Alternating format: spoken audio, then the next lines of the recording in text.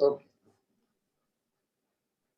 So will you tell me whenever you want me to start? Yeah, okay. So I'll just make the introduction then. So good morning, friends. Good morning, everyone. Uh, Here I welcome you all to the special lecture by Shri Prashant Bhushan, who is a very well-known, noted lawyer of public interest litigation in India. In fact, if I could say that we have always associated with him for the social causes and learned the art of public interest litigation. Also, some of me, like me, who have not been practicing at the bar, but we have also looked up to him in terms of understanding the various nuances of social causes. And legal activism is something which is very important for the lawyers, for the law graduates to learn, and especially I would say from the perspective of ethical approach to the public interest litigation. Sir has been associated with the Center for Public Interest Litigation, with People's Union for Civil Liberties, and Transparency International. Also, as we all would probably remember, Sir was one of the very key and important members of India Against Corruption movement that was started by Anna Hazare. Sir has been filing public interest litigation on a lot of social causes, and which ranges probably over 500 now. And one of the very striking features and one of the very striking factors why I thought it's going to be also relevant for us as the virtual law school to invite Sir is that we have started on a pro bono note. And you are known, you have been doing a lot of cases pro bono. And if I'm not wrong, as I have known, that you perhaps take only 25% of the fees as compared to a lot of lawyers, and most of your cases are there for which you do not charge for any brief, but you do that pro bono. And in that regard, in fact, be it the issue of judicial accountability, government accountability, so you have been trying to keep a check, you have been trying to make all of us, in fact, a more robust informed citizenry by way of filing these public interest litigations, ranging from the 2G spectrum case where you were involved to the striking down of the appointment of PJ Thomas as the Central Vigilance Commissioner after he got labeled in the case of aluminium oil import scam, and the Supreme Court also looked into it positively and struck down the appointment. So they've been, and your stand on the death penalty case, and also public interest litigation in coal block allocation and cancellation in 2012. So the cases and the range of all these kind of social causes go on and on. And it's our really good fortune that you could give us this time in morning today on 11th of May to come and address the students. As Sir, I've told you over the phone and also briefed you that this is an initiative of a law teacher as my initiative. I have just left my active academic job and taken up this initiative of virtual law school, because when I was teaching, so I realized by way of all 9 classes during this pandemic, that a lot of students get left out, and not everyone is fortunate to go to the NLUs or also the state leading universities, where the cost of education ranges from somewhere close to 1,20,000 or it goes up to 2,20,000, so on and so forth. Leaving aside some of the other leading private universities which are charging over 5 lakhs. So I've always been looking at this particular issue, that how the cost of legal education has been so tremendously high, and not that every law student who then comes out of that law school is getting absorbed in the job market with that sort of a pay package that they can repay their education loans. And that's why during this time I've started it off in the pandemic time as a pro bono, and then there's a lot to follow in terms of the legal education that I'm trying to look forward to. So on that note, Sir, I welcome you, and Justice CK will join in a short while, but we can then we can start with the lecture. So welcome on board. Thank you. Thank you, Nachiketa. It's a pleasure to be here, and I'm glad that you've started this forum for online law lectures so that many more people can watch these and attend these. And I'm happy to be here to talk about a subject which I feel I know something about, and that is public interest litigation and the ethical way of approaching public interest litigation.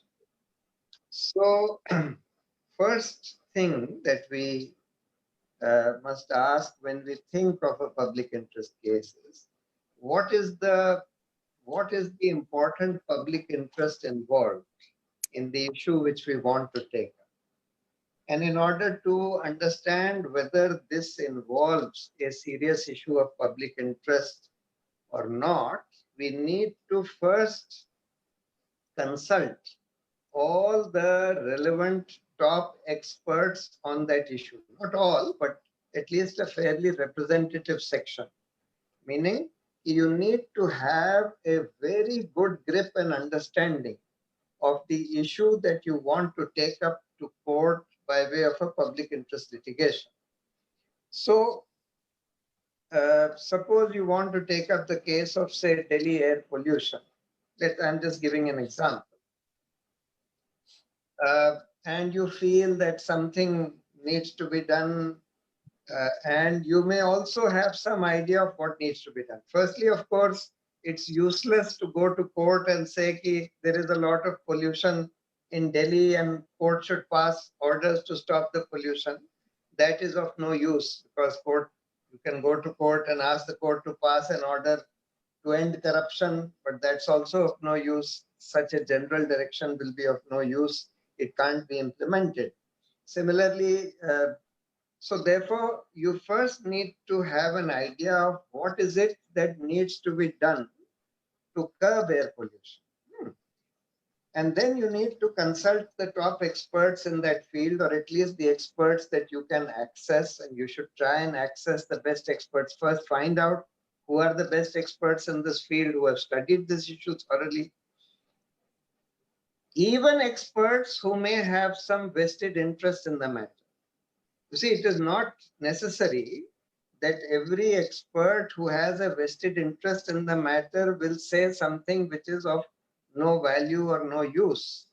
So you should consult experts, even those who are working in a particular industry which may have some direct bearing on the issue of air pollution.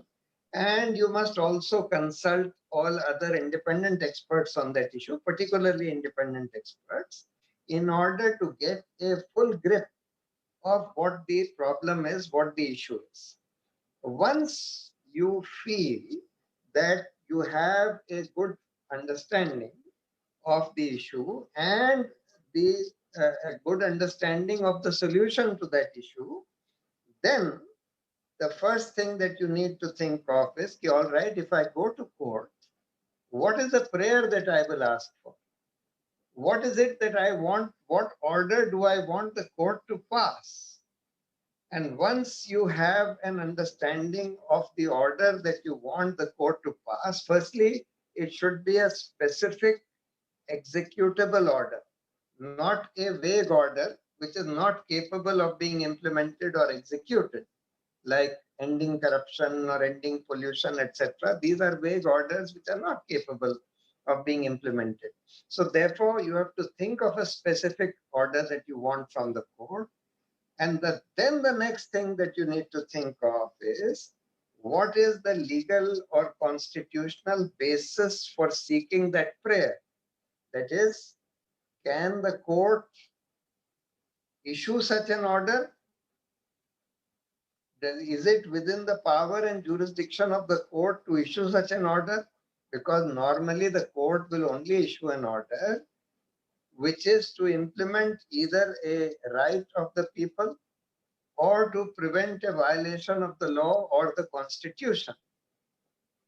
So therefore, you have to ask yourself, what is the legal basis? What is the right that I am seeking to implement by way of, or what is the right which has been infringed by this action or inaction of the government or any authority, etc. And therefore, what is the right that the court will be implementing when it issues such an order? Or what is the law which is being infringed? Which law do you want to implement? And which is the provision of the Constitution? I mean, it is not necessary that every EIL must be founded on violation of the Constitution. It could even be for violation of any law or for implementation of any right. So therefore, it's very important to have an understanding of the legal basis on which you are seeking that prayer. Thereafter, and here we need to understand what is, because we often hear the courts cannot interfere with the government on policy matters, which is correct, that it is not the business of the court to substitute the judge's own feelings or views on a particular public issue and say, well, this should be done and what the government is doing is wrong, etc. So what is the difference between a purely policy issue and an issue which involves violation of rights or violation of any law or constitution? Because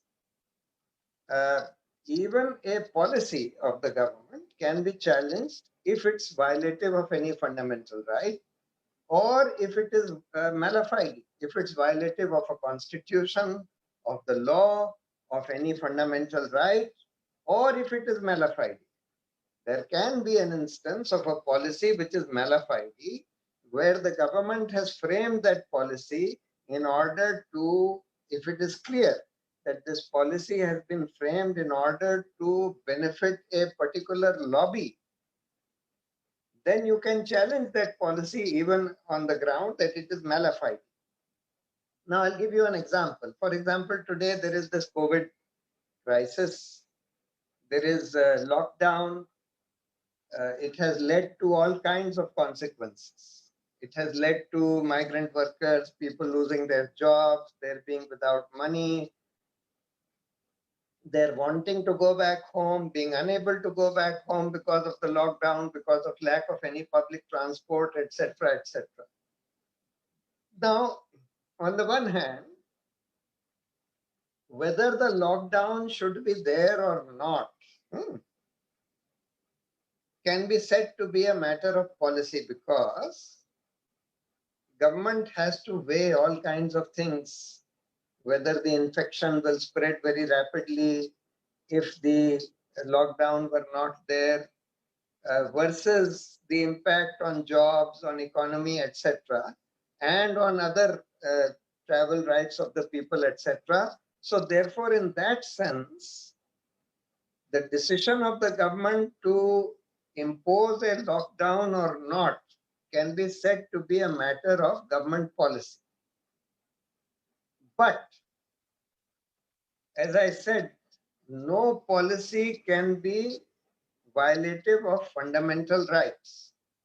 Now, if the effect of this lockdown is, or the manner in which the lockdown is being implemented is, that migrant workers are losing their jobs, their money, and even access to food, which has been declared to be a fundamental right under Article 21 of the Constitution, that every person has a fundamental right to live with dignity. And therefore, if you are depriving him of that right, that gives rise to an actionable claim that, look, these migrant workers must be, even if you implement a lockdown, they must be provided some food or money to meet their basic requirements. And if the government's lockdown has resulted in their being deprived of all that, then it is the government's responsibility to provide them with at least that, unless there is a situation that it is not possible for the government to do that. If it is not possible, obviously you can't ask the court to issue an order which is not capable of being complied with, because the government has no money. It can happen. Occasionally it can happen. But if the government has money and the government can provide some wages or some food, etc., to these people, and it is not doing that, that certainly gives rise to an actionable claim. Similarly, the question of whether they should be allowed to travel back to their homes. Now, government can say, look, if they travel back, then they are likely to spread this infection, and therefore we will not allow them to travel back. Then what about why not test them and see if they are free of this COVID virus or free of symptoms? Then why should they not be allowed to travel back? If, because the right to move freely across the country is a fundamental right on which reasonable restrictions can be imposed, but the restrictions must be reasonable. You can't say that even if a person is free of this virus, then also he should not be allowed to travel back so long as he can do so safely. Similarly, if the government has allowed the students from Kota to be brought back to their home states or to their homes and travel across the states, or they have allowed the pilgrims in Haridwar to be brought back from Haridwar to Gujarat, then it is patently discriminatory not to allow these migrant workers to go back home under similar circumstances. So therefore, there is a violation of Article 19 right, that is the right to travel freely. There is a violation of the Article 14 right, and there is a violation of Article 21 right. Because if in the place where they are staying, if they have no jobs and no money and they are totally destitute and they have no money for food also, at least when they go back home in their own farms, etc., they will have some food. So therefore, it's also a violation of their Article 21 right. So therefore, those issues are actionable. But as to whether there should be a lockdown or not can be said to be a matter of policy. Now, one issue which frequently arises is whether a person who is interested, or if a person who has some vested interest in an issue, whether he can file a PIL or not. In my view, some courts have taken the position, even the Supreme Court has occasionally taken the position that if a person has some vested interest in an issue, then he can't file a PIL. In my view, that's not a correct position of law. If he is raising a matter of public interest, then whether or not he has a vested interest in the matter, that PIL should be entertained. It's another matter that if the court feels that that person will not pursue the case dispassionately in public interest, then the court can always remove him as the petitioner and appoint an amicus to pursue that issue. But to dismiss that issue, if it raises an important actionable issue of public interest, purely on the ground that a person with a vested interest has filed it, is totally wrong. And unfortunately, the Supreme Court has been doing it in some cases. Then there is an issue of whether fees should be charged by lawyers who file these PILs. Now, I have, as a matter of rule, as a matter of principle, I have never charged any fees for any PIL. PILs are always done pro bono, and the reason why I follow that principle or policy is that in a PIL, the lawyer has to see himself virtually as an amicus who is assisting the court in public interest. That is the duty of a PIL lawyer, to see himself as an amicus, and therefore he must be somewhat detached from any vested interest or any. So what happens is that usually the only people who are willing to pay the fees of a lawyer for a PIL are people who have some vested interest in the matter. And therefore, if you take fees from that person, then you will feel obliged to argue what he is asking you to argue, or to put forward his point of view and not the point of view which you consider is the correct point of view in public interest. So therefore, for that reason, it's important for a lawyer, for a PIL lawyer, not to charge fees for public interest cases.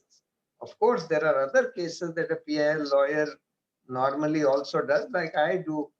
I would say maybe 2/3 of my cases, or maybe 3/4 of my cases, are public interest cases. The remaining are private cases.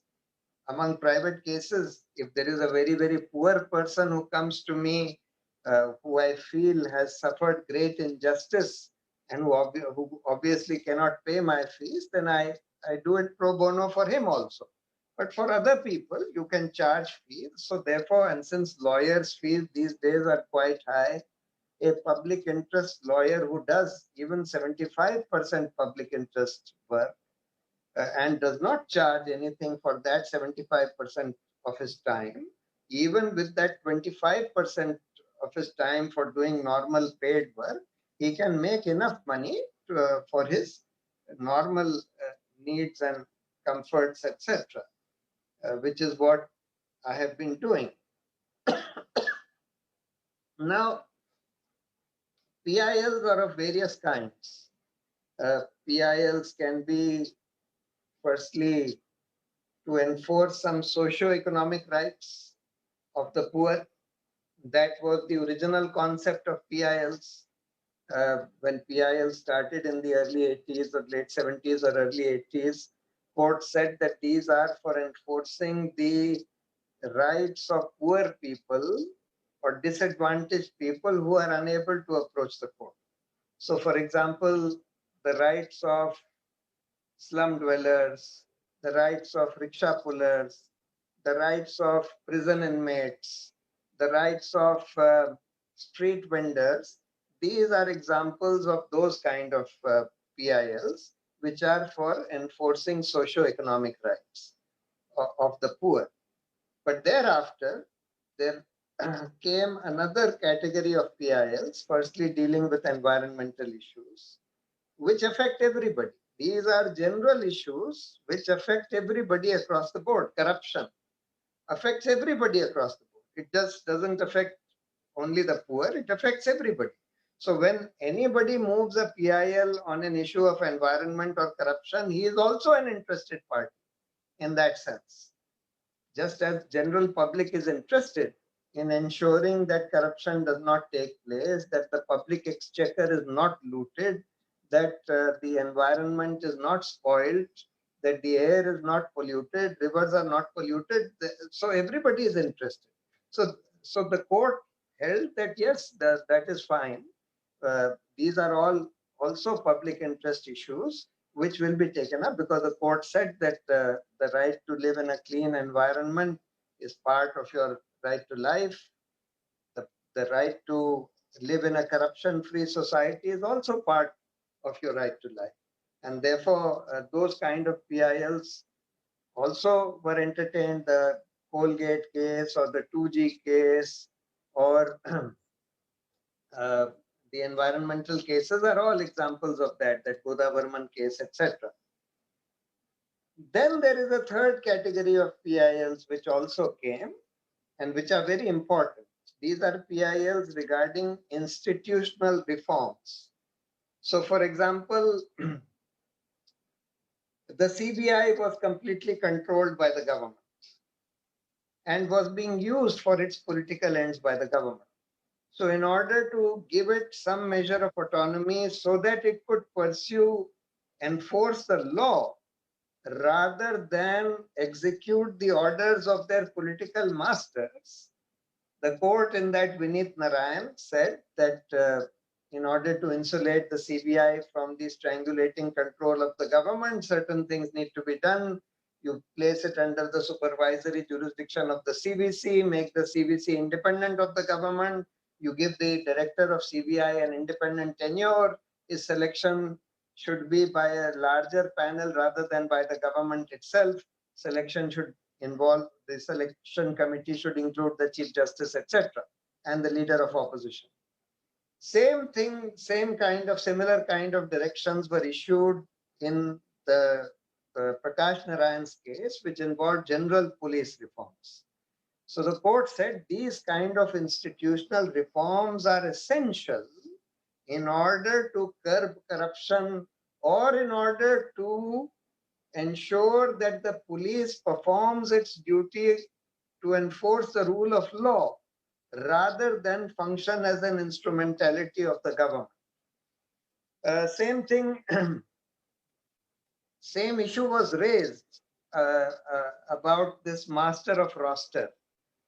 See, unfortunately, the court did not accept that, the Supreme Court, but the same issue was raised that, look, allowing the Chief Justice alone control of the roster, it may be a convention, it may be a long-standing convention, but it is a convention which is concentrating excessive power on one person, so that if the government somehow is able to influence that one person, the government is able to get its important cases decided, fixed before convenient benches and decided in particular ways, which is the issue which was raised by 4 judges of the Supreme Court in a press conference that they addressed 2.5 years ago, that January 2018 press conference, addressed by Justices Chalmeshwar, Madan Lokur, Gogoi, and Kurian Joseph, was because of that, because they said that this Chief Justice is exercising his power as master of the roster in a mala fide manner at that point of time. And therefore, this institutional reform, which we went to court for, saying that instead of having that power with the Chief Justice alone, that power should be vested with a collegium of 5 senior judges. Just as in the case of appointment of judges, the court decided that no, the power to select judges, instead of being only with the Chief Justice, should vest with a collegium of senior judges, because that is essential for ensuring that proper judges, or at least better judges, get selected. Same way, this was essential. But unfortunately, that was one case where the Supreme Court turned down our request. So these are the few things that I wanted to share about PILs and the ethical way of lawyering about public interest litigation. I am happy now to take any questions around these issues. Right. Thank you so much, sir. Now, Justice Sikri has also joined in. Good morning, sir. Yeah. So some of the very interesting takeaways, students and my dear faculty colleagues, from the lecture was, that you cannot just think about, if I could use that kind of a phrase, to launch a public interest litigation. You need to be methodical. You need to have a very reasoned, well-founded belief system in it, and then only your public interest litigation should be processed. And as Sara pointed out, that it's not just one kind of a legal action that you're bringing in. You must do a lot of prior research to it. It could be in referring to a lot of scientists. If it's an environmental law matter, you must look for a lot of data mining, and then try to also see that what will be executable orders, because your objective cannot be simply to file public interest litigation and just say that our job is done.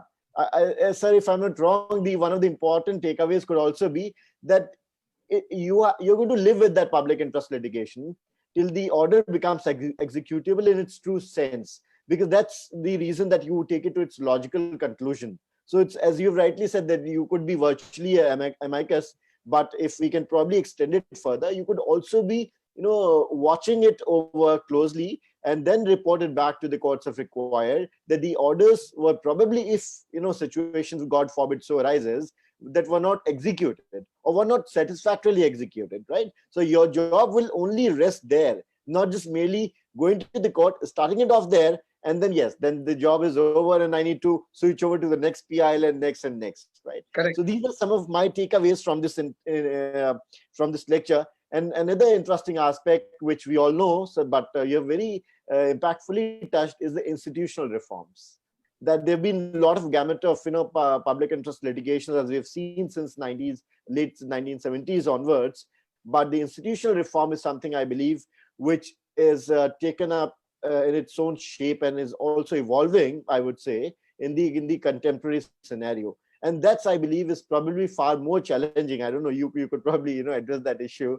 Is that more challenging than addressing the issue, for example, of prison inmates, environmental issues, and so on and so forth? Because here you're going to be almost one individual lawyer pitted against the mighty state, if you're looking at the institutional reforms. So how could you really approach at it and sort of balance it in terms of making it worthy?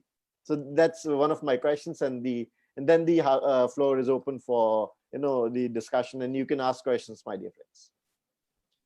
Yes, you are right, Nachiketa. The PIL regarding institutional reforms is always a more difficult PIL, because there also it can be said that this is a matter of policy, that whether the institution should be like this or like that is a matter of policy, and how can the court give directions. For example, take the case of police reforms. Now, government did say, this was their argument, that look, this is a matter of purely executive policy. How the police is regulated, who is in charge of the police, that is for the government to decide. And therefore, the court has no business to interfere with this. Now, there, in those kind of cases, you need to bring to bear the opinions and the reports of various expert committees appointed by the government itself, or kind of semi-government expert committees which have gone into this issue and made recommendations. So they could be the Law Commission, they could be various other bodies appointed by the government for police reforms. In fact, in Prakash Singh's case, we produced as many as 6 expert committee reports appointed by the government itself, which were all saying the same things. That look, you need to reform the police. This is a colonial police that we have in this country. We need to make it somewhat independent of the political executive, etc. Starting from the Shah Commission, then the Dharamvira Commission, then various commissions had been appointed over the last 25 years, which had been saying the same things. Similar things have been said about other reforms in other institutions that are required, even about the judiciary. Law Commission has various reports about reforms that are required in the judiciary, etc. But unfortunately, my own experience has been that the courts are most reluctant when you bring a PIL on judicial reforms. They are usually much quicker to issue orders relating to reforms in other authorities, but very reluctant to bring about any judicial reforms through any PIL. That has been my experience. Okay. Yeah, that's nice. So, my dear friends, if you want to ask any question, please raise hands and I will unmute you, and then you can ask the question. Yeah, Shubham, you can go first. Very good morning, all the dignitaries present over here. Sir, my question is, what's your take if we say that through PILs, courts started working like legislative and executive to enforce directive principles, and doing so, courts misunderstands their role in the constitution scheme of popular democracy? Well, I don't agree with that view. That is a view which many people have, which particularly the government has. Most governments are very unhappy with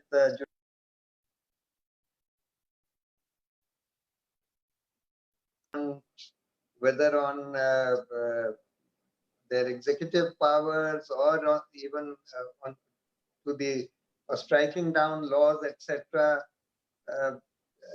Governments are usually very unhappy about that. But I, for one, feel that although there has occasionally been some judicial excess, in the sense that some judges who do not understand what is purely a matter of executive policy, not involving any fundamental rights or any provisions of the constitution or any law, versus those issues which do involve constitutional rights, legal rights, fundamental rights, etc. So the courts, you need competent judges who understand the difference between matters of pure executive policy not involving any rights versus those matters which do involve either fundamental rights or any other constitutional or legal rights.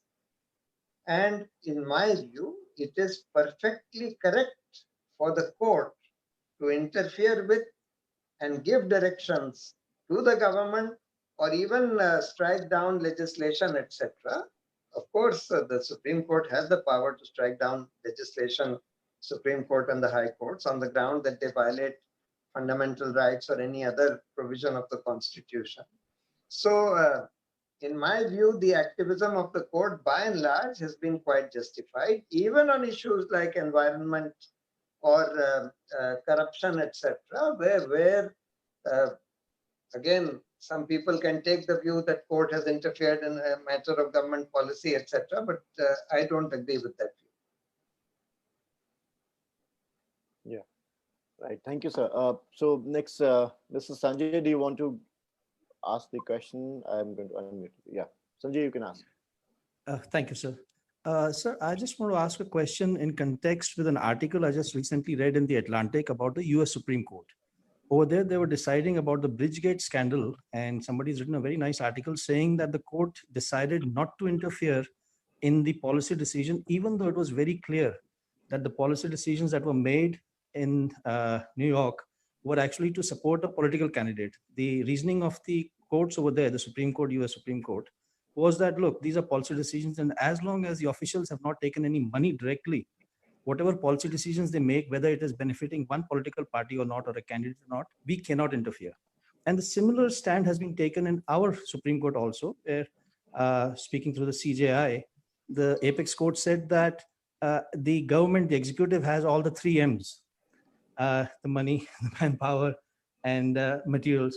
So in that case, they also decided to stay away from sticking into the policy decision. So my question was more about a jurisprudential and a philosophical aspect as to how, if the courts decide that it is not their realm to enter into the policy, and Justice Bhagwati, he had actually stepped very actively into the policy making decision, and he was very proud of it, and other justices like Justice Krishna Iyer have done the same.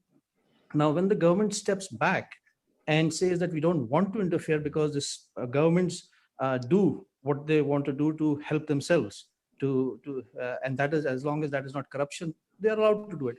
How can we create a justification for our courts, or a philosophical and a jurisprudential justification to motivate the courts to enter into the policy decisions and make a mark over there, like it used to happen earlier after the emergency?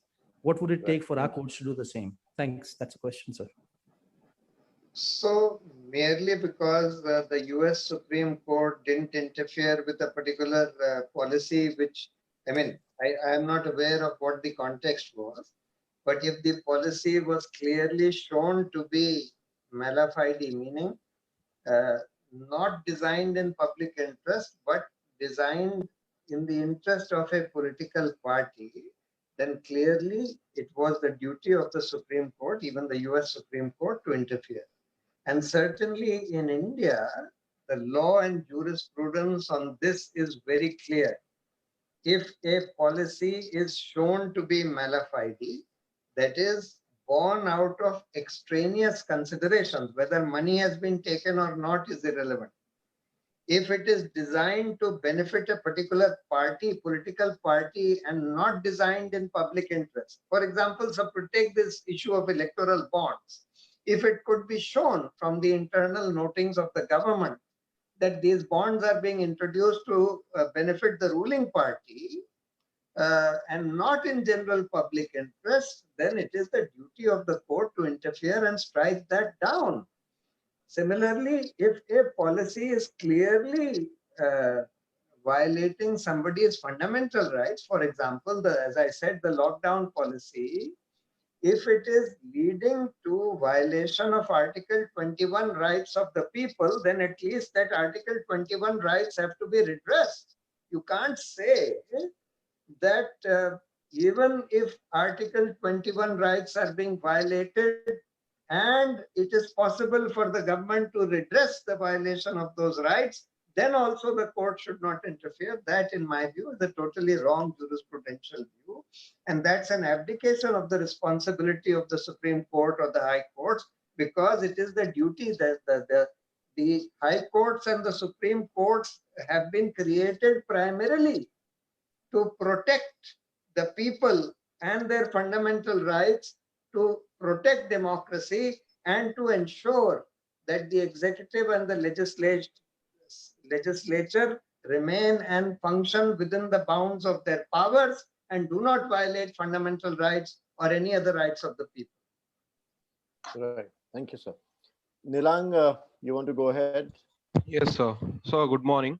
Sir, my question to you is that as you said that sometimes courts are reluctant in accepting some judicial reforms or anything which is any PIL entertained due to filed on the basis of judicial reforms or where judiciary is involved. So these people obviously feel some kind of they fear that thing because investigation shows anything like that. So, and due to that, sir, they can file a contempt of court issue and sort of things like that against the person who is going for the public interest litigation. After all, you are doing a public good, and these people are being threatened by that. They raise objections. So how do we deal with that, sir? Like,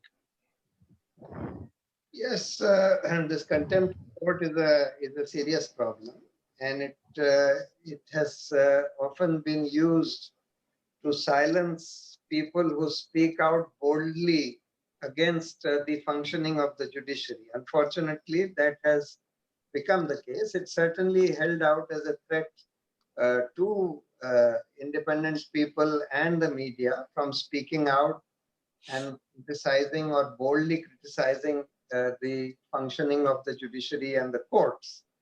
In my view, contempt of court has three aspects. One is, of course, criminal contempt. One is civil contempt, which is disobedience of an order of the court. That is fine. If you disobey an order of the court, you are in civil contempt, you should be punished. Then you have criminal contempt, that is of two categories. One is interfering with the administration of justice.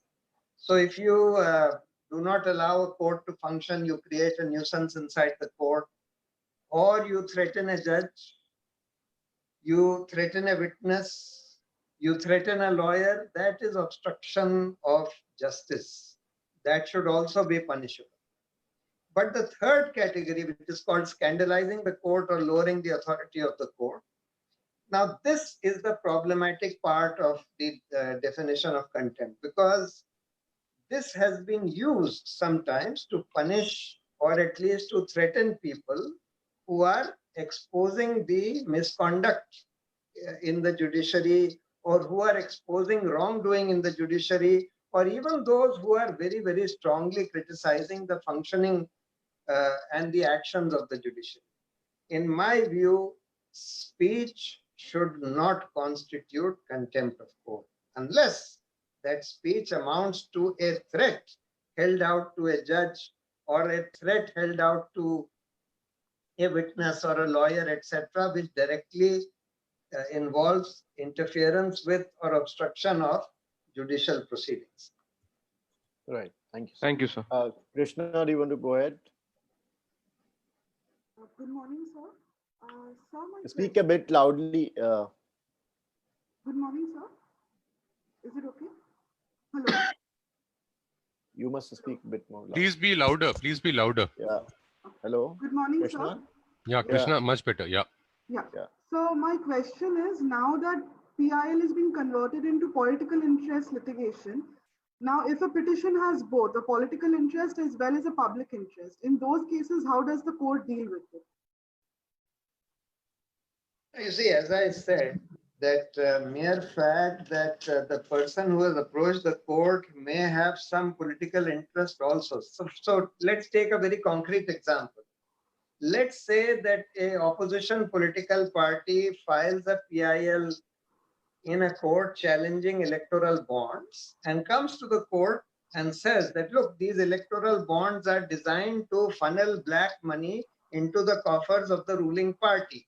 Kickbacks, bribes, etc. are being funneled through electoral bonds to the ruling party, and therefore they should be stopped. It is also negating a level playing field in the political arena, and it should be stopped. Now, mere fact that the petitioner political party may have some interest in the matter does not mean that the matter is not of sufficient public interest or does not raise actionable public interest issues for the court to interfere. If it raises actionable public interest issues, then the court should deal with it. And if at any stage the court finds that it is not getting the kind of assistance that it needs from the petitioner, it can always appoint an amicus. But that is not a reason for the court to dismiss it. But yes, there can be petitions which do not raise any issues of public interest, which only have a particular political interest in mind. And certainly those should be thrown out. There are three kinds of PILs which need to be thrown out. One is irresponsible PILs, that is, people who come to court without studying, without going through all the expert opinions on that issue, and who just approach the court at the drop of a hat without going through the relevant material and consulting the relevant experts. Second are those frivolous PILs which are filed for saying, look, Thursday should be declared a holiday instead of Sunday, etc. I mean, some ridiculous thing like that. There are also sometimes those kind of frivolous PILs which are filed.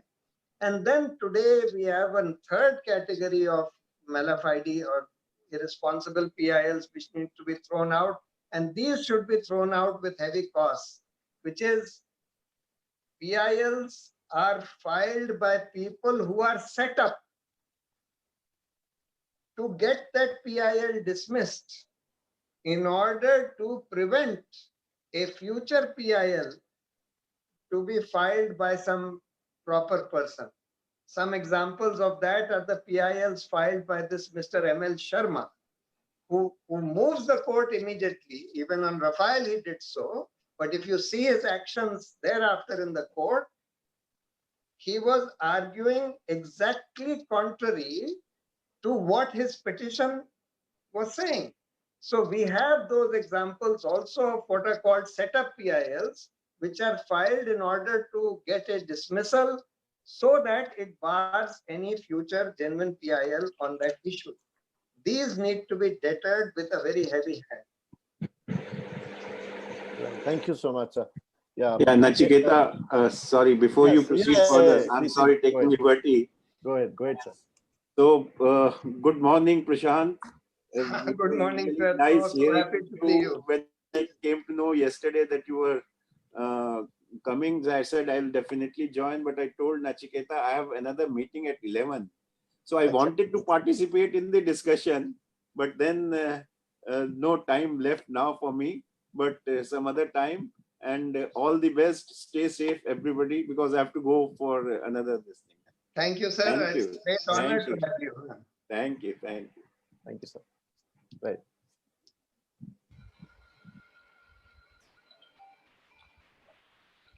Mr. Yogendra, you wanted to ask, I'm going to unmute you. Yeah, thank you. Supreme Court of Washington allows the live streaming of the proceeding of the courts. I think if the proceeding of lower courts can be allowed in India, it will improve the quality of justice as well as the rate of delivery of justice. What do you think, Prashant sir? No, I have been of the view that court proceedings should be live streamed. Today we have the technology to do that, and there is no reason why they should not be live streamed. It will certainly help in minimizing and reducing misconduct both by lawyers as well as by judges. So, because if lawyers and judges are aware as to aware of the fact that the whole country can see what they are doing, then their misconduct would greatly reduce. Right. Thank you, sir. Thank you, sir. Ankit, do you want to go ahead? Yes, sir. Good morning to all the dignitaries present here. Sir, actually, my question is related to a recent PIL, which the Supreme Court rejected. The PIL was that the term should be used as social distancing, physical distancing, not social distancing. So it is rightly said that, according to my view, that whenever you go to a shops in lockdown, so we have to maintain a physical distance, not social distance. So why the Supreme Court has rejected this? Because it has a merit in this PIL. So what's your take in that?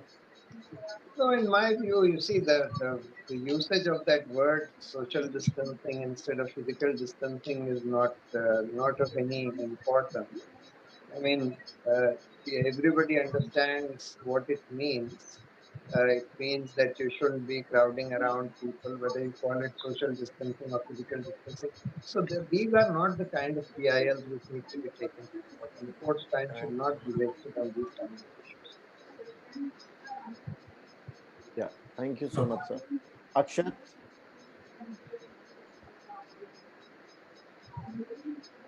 Akshat, you can go ahead. Hello. So, Yeah, go ahead. Yeah. good morning, sir. So my question is good morning, sir. So my question is related to concept of curative petition, sir. So as we all know that this is the remedy provided by the court in the rarest of the rare cases. But sir, as we can see, there are many curative petitions have been filed lately, and sir, most of them being resulted into the dismissal by the court. And sir, also in the recent case of Nirbhaya rape case also, sir, we can see how the convicts use the method of curative petition and the other remedies also to delay in justice. So, sir, my question is, sir, in your opinion, is there a need to change the parameters which were drawn in Rupa Ashok Hurra judgment and the Supreme Court Order 48 on the basis on which the curative petitions are being filed and admitted in the court? So, what's your opinions? I just want to know that. So in my view, see, till now, I don't think any, I mean, I'm not aware of any curative petition really being allowed by the court. Maybe there has been one. So there have been three actually, in total, sir. But see, they are listed in chambers. Usually, majority of the judges are the judges who delivered that original judgment. There is no hearing, and usually it is just routinely dismissed. I don't even know whether judges bother to read the curative petitions or not. In my view, there should be a short, limited hearing which should be allowed in court. Maybe just a 5-minute or a 10-minute hearing, which should be allowed in for these curative petitions. Then only will the lawyer or the party be able to put forward the real point of view and be sure that the judges have heard that. But otherwise, I think the parameters that have been laid down are okay. And the system that there should be the senior most three judges. I mean, in my view, if the senior most three judges were the persons who decided the original matter, then there should be some other judges also. Because there need to be some other judges also involved, at least 2 other judges who were not in the original matter. Thank you. So just one more thing. So just one more thing. Sir, as we can see also that, sir, in curative petitions, there is no time specified, like till when you can file the curative petition. It just said reasonable time, within reasonable time you can file. However, in review petition, you can file only within 30 days. And sir, even the central government with the help of Ministry of Home Affairs, they filed the application in the Supreme Court that there should be a reasonable time to file the curative petition, sir. So, sir, the reasonable time, this bracket, sir, it opens up this curative petition concept to everyone, sir, that they can file it whenever they feel like on any different ground. So, which is also, sir, it is counterproductive to the concept of justice on the basis of it was evolved, sir. Yeah, okay, Yeah, Akshit, I one agree. question at a time. There should be some time limit for filing curative petitions also. Right. Dipanshu, you can go ahead. sir. Yeah, we can hear you. Good morning, sir. Sir, as we all know, NJAC was struck down by the PIL. It strikes the basic structure of doctrine, independent judiciary.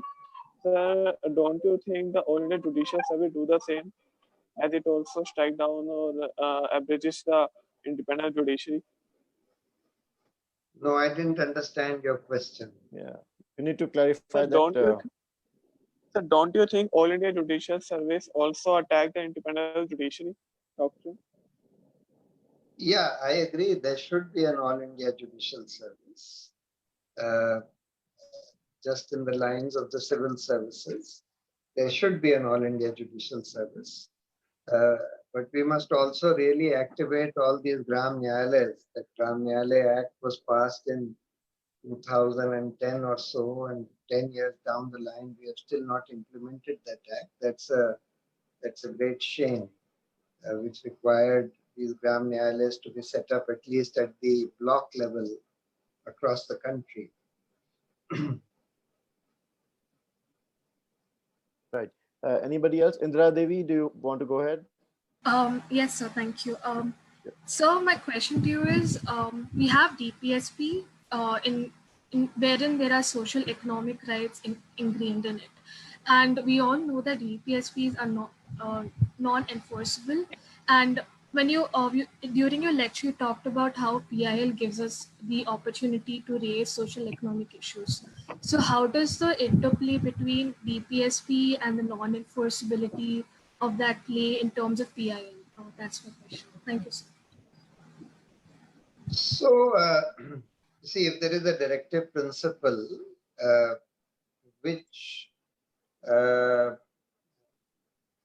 has also been echoed by various expert committees appointed by the government parliamentary committees and various other expert committees on that issue, then you can go to court and say that this should be read into one of the fundamental rights itself, Article 21 or something. The time has come to read this into, just as Article 21 rights have been expanded from time to time. So we can ask for that expansion also in the case of a directive principle which has been affirmed repeatedly by various expert committees. Right. Thank you, sir.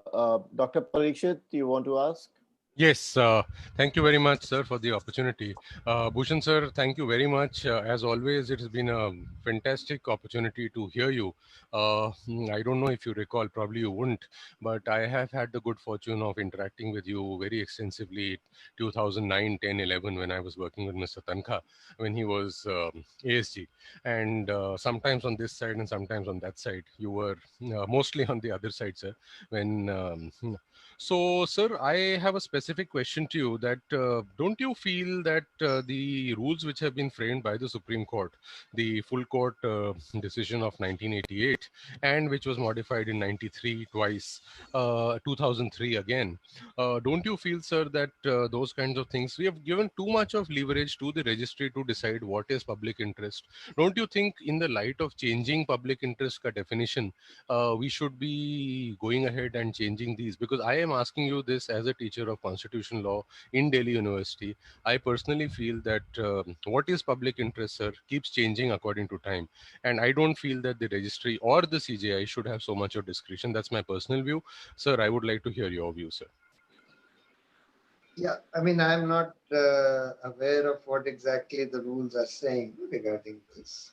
But certainly, I do agree that the registry should not be given much powers in terms of deciding what's a public interest case and what is not.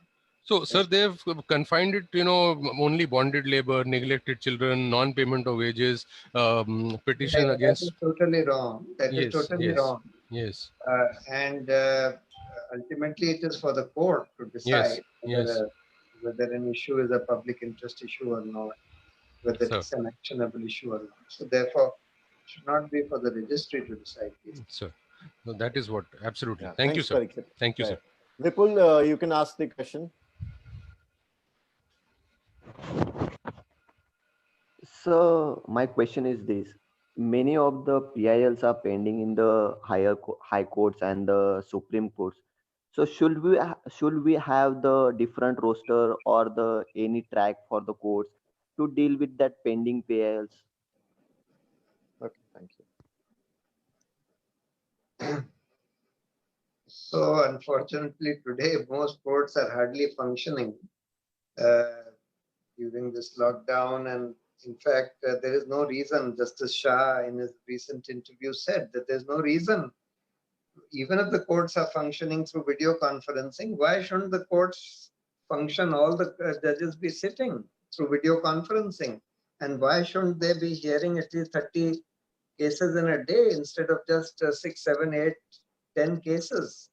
So, but this is of course the problem today. But in general, see, there is huge pendency of all kinds, including public interest cases. In my view, that there should be a specialized bench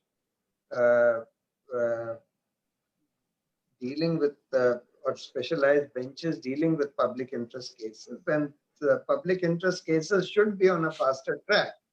But simultaneously, also we need to quicken the whole justice delivery system by appointing more judges, by improving the system of appointing judges so that there are more competent judges, by cutting down on unnecessary procedure, etc.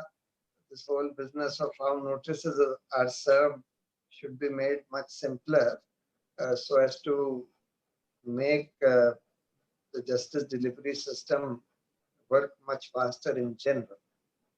Right. Thank you, sir. Mr. Asim Sarode, do you want to go ahead? Yes.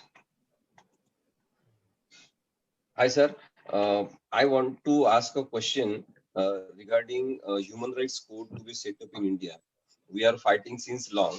When we went to the Supreme Court, they said it cannot be entertained here. You have to go to the High Court because it is in their jurisdiction.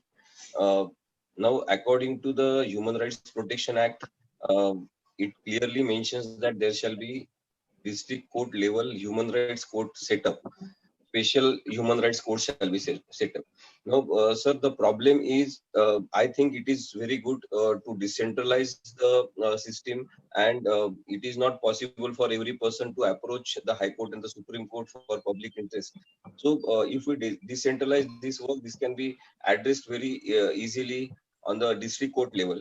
But what problem I see is the constitutional power shall be delegated to the district court if they want to function the human rights court.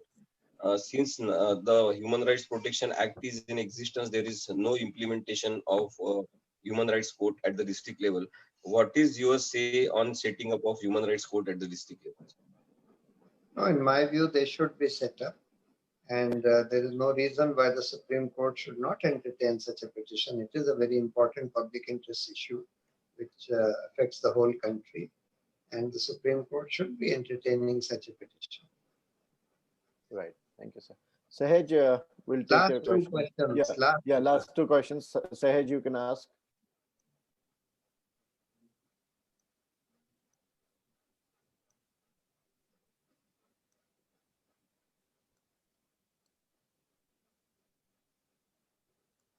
Out in Sabrimala judgment the locus standi. So, sir, your view on the concept of locus standi in a PIL? The rules of locus standi were liberalized long ago from S.P. Gupta or even before that, where in the 80s, the court said that any person who is genuinely interested in a particular public interest cause can come forward. It doesn't have to be a directly affected party. Now, unfortunately, sometimes the courts forget that jurisprudence which was made since the 80s onwards, whereas when the rules of locus standi were liberalized. And unfortunately, another reason why courts sometimes dismiss PILs is because they say that you are an interested party. Now, as I pointed out, you may be an interested party, but you may still have brought an issue of genuine public interest. which involves violation of rights of a large number of people, etc. And there is no reason why the court should refuse to entertain that merely because you are an interested party. So I think, and sometimes, I mean, the courts function very, very subjectively on these matters. Some courts just dismiss it on this ground, some courts entertain it. This is all a result of not having the right kind of judges in place. So this whole business of selection and appointment of judges is very, very important. Current system, see, the original system of selecting judges was by the government, which led to political appointments. Today, we have a system of selection by the collegium, which is slightly better than the earlier system, but still it involves a lot of nepotism, non-transparency, arbitrariness, etc., which needs to be set right by having a fully full-time and totally independent judicial appointments commission, full-time body, not an ex officio body. But this is something which nobody wants to do. Right, thank you. Preet Kiran, do you want to just go ahead as the last question? So my question is, on the face of it, if it is clear that substantial public interest is involved and a PIL for the same has been filed, but it is dismissed on the grounds because the individual interest of the judiciary was involved, or the judges in the dealing with the case. So what is the relief that a person can seek because the PIL has been dismissed? No, there's not much that can be done. If the Supreme Court has dismissed a petition, all that you can do is file a review or file a curative. Not much that can be done. And of course, if a judge is interested in a particular case, you can ask for his recusal. But unfortunately, today, some judges are taking offense to even an application for recusal and saying that this amounts to contempt, which in my view is a complete abuse of their jurisdiction. They have no business to say that an application for recusal amounts to contempt. Right. So thank you, my dear friends. I am sorry we will not be able to take more questions because Sir has to leave. But sir, before that, I'll just take liberty and try to repeat some of the 5 takeaways which I have taken it down here. That, my dear friends, some of the lawyer friends and also the law students who are going to graduate, you must probably remember that the thumb rule 1 could be that your homework should be perfect, that how you do your data mining in terms of filing a research. And then the second is you must cross-check with the constitutional and the legal basis for filing the public interest litigation. Third is you must also try to look at its feasibility, the executability of the order that may come out from the Supreme Court or the High Court, that how will it actually be translated into action. And the fourth is that, as Sir has rightly said, that individual interest could be subsumed in the larger public interest. So वो उसमें निहित है, आप उसको sever करके देखने की जरूरत नहीं है. So what is important is that somebody who is filing is going to be more important. And if the time may warrant, the court may ask you to step down, and you can look at yourself as in the role of the amicus. And probably, if I can sum up, the 5th one could be that the ethical role, which was the sum and substance of the entire lecture today, that whose purse and whose brief are you carrying? Is it that the interest is of public? And if so, then are you going to be governed and influenced by somebody's purse for that particular brief, which was in the public interest? As I said, that if you would begin to charge money for the public interest cases, then probably there'll be conflict between the brief and the purse, and that may affect the entire process of public interest lawyering. So that's how I wanted to sum up in that sense. But yeah, with the last comments, we can wind up. That's a very good summary. Thank you very much, Nachiketa. Thank you so much. Thank you so much, sir, for coming over. And I'll speak to you then once again later. Yeah. Thank you all, dear friends, for watching us today with Mr. Prashant Bhushan's lecture on ethical approach to public interest lawyering. So thank you for joining us today. Goodbye. Thank you, sir. Thank you. Thank you. Bye-bye. Thank you, sir.